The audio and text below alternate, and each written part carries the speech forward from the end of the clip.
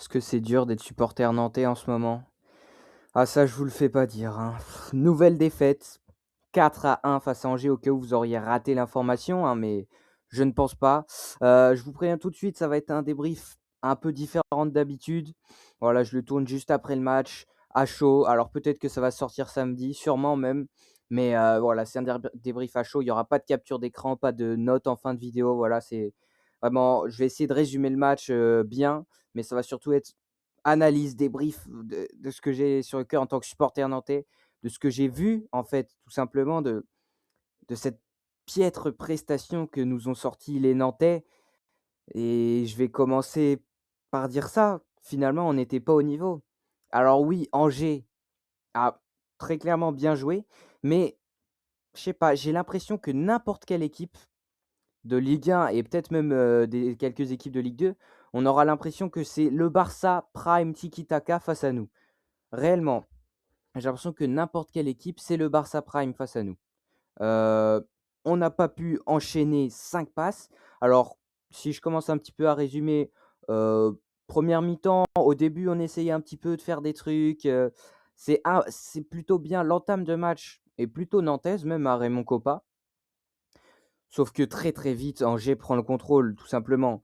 Heu, ils prennent le dessus tactiquement, mais techniquement surtout, des enchaînements de passes que nous, on n'avait pas du tout. Aucun automatisme entre nos joueurs. Alors qu'Angers, ça se trouve les yeux fermés, vraiment des passes aveugles et ce que tu veux. Abdelli qui était en feu ce soir, il nous a sorti un récital, vraiment, c'était Zidane. Abdelli, c'était Zidane hier soir, vraiment. Et techniquement, des passes super bien dosées, millimétrées, des gestes techniques, justement avec Imad Abdelli, mais plusieurs d'autres joueurs comme, Sbahi aussi, côté angevin qui était très bon. Et de notre côté, on avait qui? Le retour titulaire de Benatab qui a fait un match horrible, horrible. Je me suis dit: «Tiens, il est titulaire, on va pouvoir le voir, ça fait longtemps qu'on l'a pas vu». Nul, horrible son match, il a fait quasiment que perdre le ballon. Puis techniquement avec Mostafa Mohamed en pointe, on n'était pas vernis, hein. C'est pas le grand attaquant, hyper technique et cetera. Non, Mohamed, faut pas lui demander grand-chose. S'il peut te faire contrôle passe, c'est déjà bien, hein, on serait content. Et c'est pas vraiment ce qu'il a fait. Alors comme d'habitude, au niveau du comportement, pressing et cetera, ça lâche rien, irréprochable, là-dessus, mais il est totalement inefficace, ça sert à rien. Je sais même pas s'il a frappé ce soir. Donc ouais, match horrible, match horrible. Le débrief, je m'en excuse, en avance, mais va être assez déstructuré, hein. J'ai pas fait de partie et cetera. Il y a pas de capture d'écran. Voilà, c'est vraiment ce que j'ai sur le cœur finalement. Hem, le premier but, angevin arrive, sur un penalty, dès le premier quart d'heure de jeu, il me semble vers la 16-17e minute de jeu. Une action plutôt anodine, un centre et Tillel Tati qui dévie de la main. Alors il fait pas exprès, hein, la main est pas très loin du corps, elle est à peu près comme ça, mais ça suffit, hein. Le penalty est logique malheureusement et Abdelli va le transformer sans aucun souci, et prendre à contre-pied Anthony Lopez. Anthony Lopez qui aura fait plutôt un bon match malgré les 4 buts encaissés. 4 en un match. Et dire qu'en début de saison, on se vantait d'avoir une des meilleures défenses de Ligue 1, en termes de buts encaissés en tout cas. Mais là, on est une des pires. Notre goal average, notre différence de but commence de plus en plus à se rapprocher et à ressembler à celle de Metz. Donc c'est vraiment inquiétant. Je dis pas que Angers est nul, hein. Non, bah, j'ai vu ce soir qu'Angers est vraiment bien, une équipe très bien coachée par Alexandre Dujeu qui fait un excellent travail. Vraiment, il y a rien à dire, c'est bien coaché, les joueurs se trouvent les yeux fermés, c'est bien. Mais c'est pas non plus, voilà. C'est pas comme si on avait affronté le PSG, Marseille ou des équipes comme ça, c'est Angers. On relativise. Angers, ils viennent d'être promus quand même. Enfin, ils étaient en Ligue 2 la saison passée et là, ils nous mettent 4-1. Je sais pas si on se rend compte à quel point Nantes, on est nul cette année. On est pourri. Il y a rien qui va. Dans ce match, il y a rien qui allait et quand je vois au milieu de terrain un contraste entre nos 2 milieux, entre Le Penant qui ne fait que courir. Vraiment, il se donne à fond, le Penant, et il fait du pressing, mais c'est quasiment le seul avec Mostafa Mohamed qui font vraiment du vrai pressing et pas semblant, comme Mathys Ablin. On te voit Ablin, hein, tes fausses courses de pressing. Non, le Penant, il se donne à fond au milieu, il essaye, bon, il perd quelques ballons, mais il essaye et à côté de lui, tu as Junior Mwanga qui est prêté au club. Donc lui, dans tous les cas, qu'on soit relégué ou pas, il repart à Strasbourg en juin, enfin en juillet, bref, en fin de saison. Donc lui, finalement, le sort du club, ça l'importe pas beaucoup et on l'a vu dans ce match et je suis désolé parce que Junior Manga, c'est un joueur, que je trouve c'est l'un des meilleurs joueurs de Nantais depuis le début de saison. Mais alors dans ce match, de 1, il est très mauvais et de 2, mais il donne rien. Il donne rien. Quand tu vois, OK, le Penant, il se donne plus que la moyenne, il se donne à fond et même à la fin du match, on le voyait, il s'adossait sur un siège, limite en train de pleurer, parce qu'il était sorti en fin de match.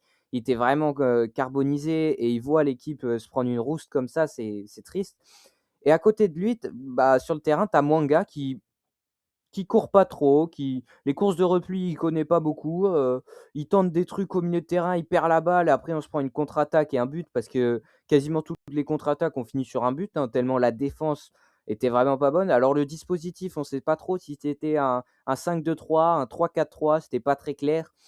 Voilà, il a voulu tenter quelque chose Kantari, mais ça a pas marché, hein. 1re d'Ahmed Kantari, prendre, 4-1 par Angers, bon, je vais pas lui mettre la faute dessus, hein, évidemment. Il a eu le temps de faire qu'une seule séance d'entraînement depuis qu'il est arrivé jeudi. C'est son premier match. Je peux pas lui en vouloir. Je veux pas en vouloir à Kantari. Par contre, à qui je peux en vouloir? Aux joueurs qui ont fait n'importe quoi, ce soir. Des joueurs comme Mwanga qui ont fait un match horrible. Awaziem et Tati qui ont vraiment pas fait un match dingue. Amir, en fait, quasiment toute l'équipe était pas au rendez-vous. Les seuls que je peux un peu sortir, de ce marasme, on va dire 111 parce que outre son but, parce qu'il va mettre un but à un moment, il n'a pas fait un mauvais match en tant que piston. Lui, on a senti qu'il avait envie. Il avait envie de jouer. C'était la première fois je crois que c'était, ce que disaient les commentateurs, de Ligue 1+, sa première titularisation de la saison. Mais on a vu qu'il avait envie, qu'il voulait garder cette place, qu'il voulait avoir du temps de jeu et cetera et outre son but, il a fait un plutôt bon match dans l'envie en tout cas. Techniquement, on sait que c'est pas ça, hein, Fabien Santonge, s'il avait la technique de Neymar, on le saurait et il serait pas à Nantes depuis bien longtemps. Mais il avait de l'envie, il essayait et quand je vois, enfin, Mwanga, Aveline qui trottine, Benatab qui fait pas de repli défensif et qui perd, 12 000 ballons sur 12 000, petits ponts tentés, à un moment, le contraste est trop grand et il y a trop de joueurs qui trottinent par rapport aux joueurs qui sprintent réellement. Les joueurs qui sprintent réellement, bah, il y a Le Penant, 111 qui a sprinté.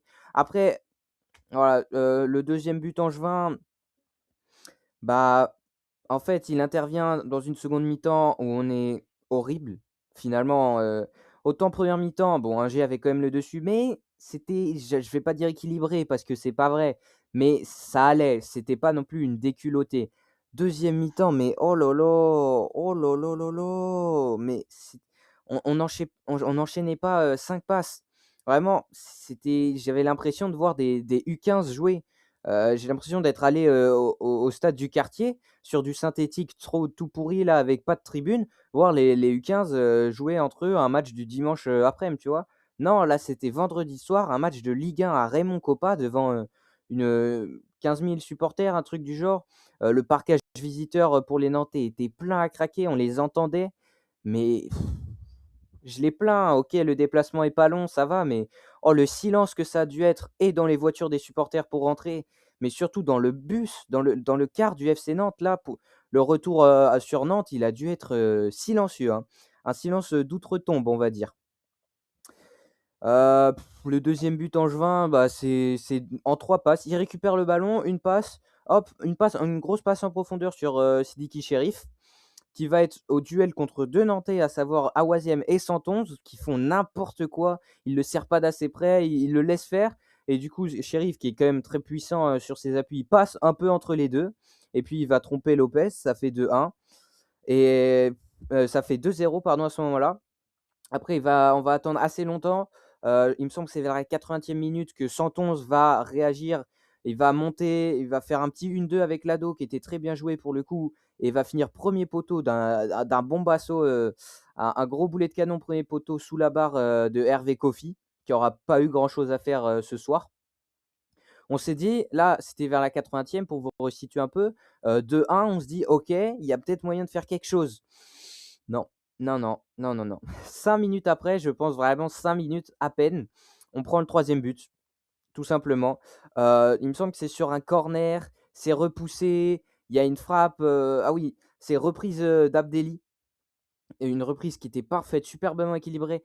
Arrêt de Lopez, incroyable, vraiment superbe. Ça revient sur un Angevin qui va finir. On croyait tous qu'il y avait hors-jeu parce qu'il était quand même assez devant les Nantais. Mais non, finalement, après quelques minutes, ça a été checké et il était pas hors-jeu, je pense, de 1 centimètre. Et je rigole pas quand je dis 1 centimètre. Alors la décision est juste, hein, je vais pas me plaindre à l'arbitre, ils ont pris la bonne décision. Si c'était en notre faveur, bah, j'aurais été super content. Voilà, je vais pas me plaindre, mais tout ce qui pourrait tourner en la faveur de Nantes ne tourne pas. Heu, Bah, là, le hors-jeu à 1 centimètre, franchement, c'est Tati, je crois, il est malheureux. Justement, bah, la main, franchement, c'est malheureux aussi, c'est pas du tout volontaire. Donc 2 buts qui se jouent à pas grand-chose finalement. Autant le deuxième but, c'est complètement la faute de la défense nantaise, mais le premier un pénalty évitable et le troisième là, sur un hors-jeu tout petit, tout ce qui peut tourner en la faveur du FC Nantes ne tourne pas du tout en notre faveur et ça nous plombe, finalement. Et puis le dernier but, alors là, on a complètement lâché, hein, dans le temps additionnel. De toute façon, à 2-1, on y croyait. Quand on a pris le troisième, les Nantais ont complètement lâché. On touchait plus un ballon dès qu'on l'avait, ça dégageait. Ah bah non, on voudrait pas revenir au score quand même. C'est pas notre métier. On veut pas maintenir le club en Ligue 1, hein, quand même. Et puis le quatrième, du coup, comme j'ai dit, complètement lâché. Encore une perte de balles. Puis les Angevins qui ont un compte favorable, hein, comme j'ai dit, rien nous sourit en ce moment. Et puis Raoul Issoa, je crois, va venir tromper Anthony Lopez. Voilà, Anthony Lopez qui aura fait 4-5 arrêts, je pense, dans le match. Donc, je vais pas dire qu'il fait son match parce qu'il prend 4 buts, mais il aura fait quelques arrêts. C'est pas lui que je vais blâmer en premier, hein. Ce que je vais blâmer, c'est toute la défense. Globalement, toute la défense a été mauvaise. Machado, je vais pas lui en vouloir parce qu'il s'est très peu entraîné avec le groupe, etc. Voilà, on sent qu'il peut faire du bien à cette équipe et j'espère qu'il va continuer à être titulaire pour prendre de la confiance et du temps de jeu. Santon, j'espère le revoir titulaire au prochain match. Prochain match, justement, ça sera face à Concarneau en Coupe de France pour les 32e de finale de Coupe de France. Si on est éliminé de la Coupe face à Concarneau, j'ai 2 pensées un petit peu. D'une part, ce serait pas si mal parce que ça nous enlèverait des matchs, si on se qualifie, bah, des matchs plus tard qui viendraient entre 2 matchs de Ligue 1. Donc la fatigue déjà qu'avec un match par semaine, on galère. S'il y en a un de plus, on galérerait encore plus. Donc d'un côté, je me dis: «Ça serait pas si mal de se faire éliminer», mais l'autre côté, en fait, se faire éliminer par un club de national quand tu es Nantes en Ligue 1, quand bien même tu es dernier ou avant-dernier de Ligue 1, tu peux pas te faire éliminer, tu peux pas te permettre une telle humiliation de te faire éliminer par un club de national. Alors je respecte Concarneau, hein, j'y suis déjà allé, j'ai passé des vacances à Concarneau, ça n'a rien à voir, mais on va pas se faire éliminer par Concarneau, s'il vous plaît. Donc moi, j'espère vraiment une victoire. J'espère que Ahmed Kantari va tenter quelque chose dans ce match de Coupe de France et va oser mettre des joueurs qui veulent être titulaires, qui veulent vraiment se donner. Et j'espère que Mwanga ne sera pas titulaire. Parce que Mwanga, c'est un très bon joueur, peut-être un des meilleurs joueurs du FC Nantes depuis le début de saison. Mais quand je vois le peu d'entrain, le peu d'envie qu'il a donné face à Angers, je veux pas qu'il soit titulaire. Moi, je veux des mecs au club, des mecs titulaires, un groupe qui ait envie. Et un manga n'avait pas envie. Maintenant, voilà, le résumé il est plutôt fini, mais j'aimerais ajouter une dernière chose avant de finir cette vidéo qui était un peu freestyle, un peu voilà, il y avait pas trop de structure, voilà. Bon, vous m'en excuserez, mais je parle un peu, sous l'émotion, on peut dire. Parce que voir son club de cœur comme ça, se faire maltraiter, heu, être mal dirigé comme ça fait vraiment mal. Et puis je peux pas m'empêcher de dire, voilà, rajouter une dernière chose, que la direction a encore fait n'importe quoi. Alors, je vais pas juger Ahmed Kantari sur ce match, hein, loin de là, il vient d'arriver et j'espère qu'on verra des améliorations face à Concarneau. Et puis bon, ça sera dur, mais le match d'après, après la trêve, ça sera, face à Marseille. Je crois que c'est au Vélodrome, mais Kantari, j'ai peur. Je pense vraiment qu'il a pas le niveau d'être coach en Ligue 1 et je pense surtout qu'il fallait garder Luis Castro. En fait, je vais taper un peu sur la direction parce que c'est normal. Hem tu peux pas virer ton coach à ce moment-là. Surtout pas après avoir dit alors, pour rappel, il a été viré mercredi après-midi, je crois. Mercredi après-midi, voilà, donc 48 heures plus tard, c'était le match face à Angers, donc on a perdu 4-1 avec Ahmed Kantari qui est arrivé jeudi, hein. C'est super timing de prendre un nouveau coach, 48 heures avant un match, enfin, même plutôt 24 heures avant un match. Alors vraiment super timing, hein. La direction elle sait ce qu'elle fait, hein, et ce qu'elle fait, c'est faire couler le club, en fait. Tu peux pas virer Luis Castro à ce moment-là. Au pire, tu le vires après le match d'Angers si on a encore perdu. Là, j'aurais dit bon, j'aurais quand même voulu conserver Castro, mais j'aurais dit bon, t'as tenté, voilà, quasiment une demi-saison. Mais 48 heures avant le match, et surtout après avoir dit le week-end même, c'est-à-dire 3 jours plus tôt, oui, on va conserver Luis Castro pour au moins les 2 prochains matchs. Tu peux pas le virer 3 jours après avoir dit ça, 3 jours après avoir dit que tu vas le garder, 3 jours après lui avoir donné ta confiance, nanani. Le coach, Luis Castro, faisait sa conférence de presse d'avant-match. Il nous disait le groupe qu'il prenait, etc. Le mercredi midi, le mercredi soir, il est viré. Non, mais à un moment, qu'est-ce que vous voulez faire? Euh, Alors Luis Castro, je sais, il était très critiqué. Certains supporters voulaient sa démission, en tout cas son renvoi. Ils ont eu ce qu'ils voulaient. Je pense qu'avec Ahmed Kantari, ils ont vu que ça allait pas être beaucoup mieux, voire pire. Mais surtout, ce qui est pire, c'est les joueurs, qui n'ont pas confiance. J'ai trouvé, malgré les mauvais résultats de l'équipe, que depuis le début de saison, les joueurs avaient un petit peu de hargne, avaient un peu d'envie, et j'avais vraiment l'impression, peut-être que je me trompe, hein, je ne suis pas dans le groupe, mais j'avais l'impression qu'ils croyaient en Luis Castro, qu'ils étaient là, qu'ils croyaient au projet, qu'ils pensaient qu'avec les recrues hivernales, ça allait dynamiser le groupe, ça allait enchaîner une dynamique positive. Et là, vraiment, il y a eu des photos du premier entraînement d'Ahmed Kantari, mais tous les joueurs sont dépités. Ils tirent des têtes de 6 pieds sous terre. Genre, on aurait dit un enterrement, l'entraînement. Vraiment, les joueurs, j'ai l'impression, ont perdu foi en le projet parce que le projet n'est plus là. Le projet, c'était avec Luis Castro, c'était le schéma de Luis Castro, c'était les idées de jeu de Luis Castro. Le projet, c'était Luis Castro. Et là, ils ont viré Luis Castro. Ça fait beaucoup de fois Luis Castro en très peu de temps. Il ramène un coach qui était, je le rappelle, adjoint de Camboiré sur les 6 derniers mois de la saison dernière, c'est-à-dire un coach qui veut bétonner finalement, un défense à 5, comme on l'a vu ce soir. Et là, je sais même plus quoi dire. Je sais même plus quoi dire. Tu peux pas virer ton coach avant le mercato hivernal. Tu l'aurais viré, allez, mi-février, fin février, après lui avoir donné les recrues qu'il voulait, et si ça marchait toujours pas à ce moment-là, OK, tu le vires, je comprends. Mais laisse-lui au moins le mercato, laisse-lui au moins des recrues, parce qu'on peut dire ce qu'on veut, le mercato estival n'est pas bon.